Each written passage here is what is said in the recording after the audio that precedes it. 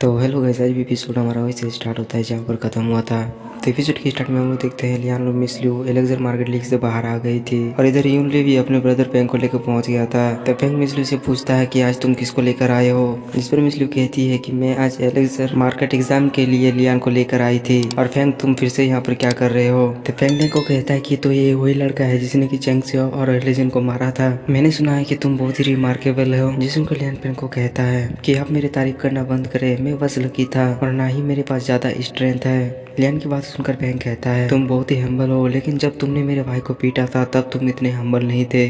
उसकी बातें सुनकर लियान अपने मन में सोचता है कि मुझे पता था यूनली और फेंग दोनों ही आपस में रिलेटिव हैं। इधर यूनली लियान को देख के स्माइल दे रहा था।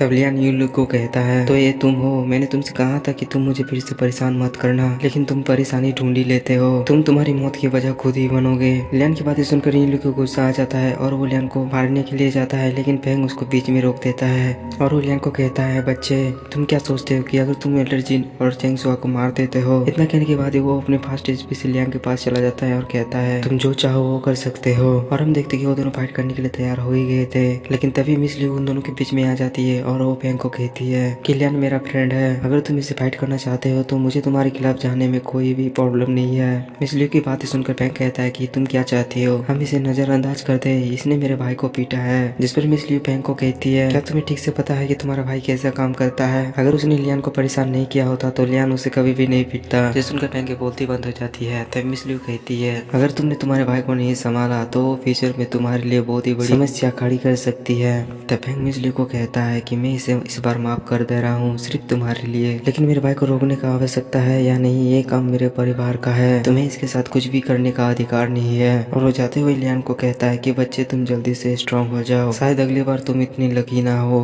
लियान को धमकी देने के बाद फेंग अपने आदमियों को लेकर वहाँ से निकल जाता है। फेंक के जाने के बाद मिस लियू लियान से माफी मांगने लगती है और कहती है कि मुझे माफ कर देना, तुम्हें इतना कुछ देखना पड़ा।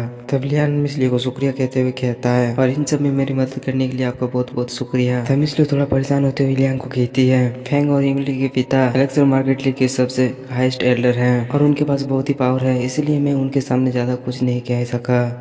लियान भी कहता है कि मैं समझ सकता हूँ, अपने आप को और ज्यादा काम मत करवाइए, मैं अपनी रक्षा खुद कर सकता हूँ। तब मिस लियू लियान को चिंता करने के लिए मना करती है और कहती है अगर तुम्हें फेंग ने टच भी कर दिया तो मैं ये श्योर हूँ कि उसे कभी भी शांति नहीं मिल पाएगी।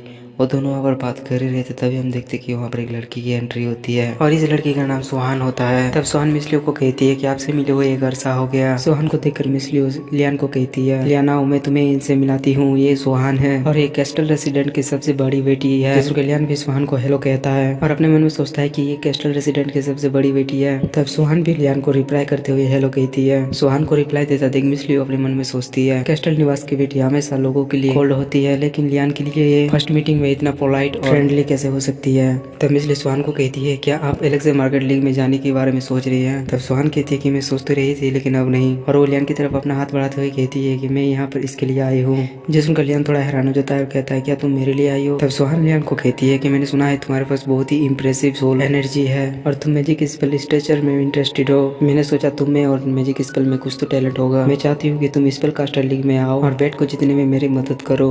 बैट का नाम सुनकर लियान अपने मन में सोचता है लिन पेविल अभी भी ग्रीन सन सिटी में शिफ्ट हुआ है और मैं पहले से ही बहुत परेशानी खड़ी कर चुका हूँ, मुझे अपने आप को किसी और उलझन में नहीं डालना चाहिए। लियान कुछ कहता था उससे पहले ही सुहान लियान को कहती है अगर तुम मेरी इसमें मदद करते हो तो मैं तुम्हें एक 2 लेवल का मैजिक स्ट्रेचर स्पेल दूंगी। मैजिक स्पेल स्ट्रेचर का नाम सुनकर लियान का मुंह खुला का खुला रह जाता है और कहता है कि कौन से टाइप का।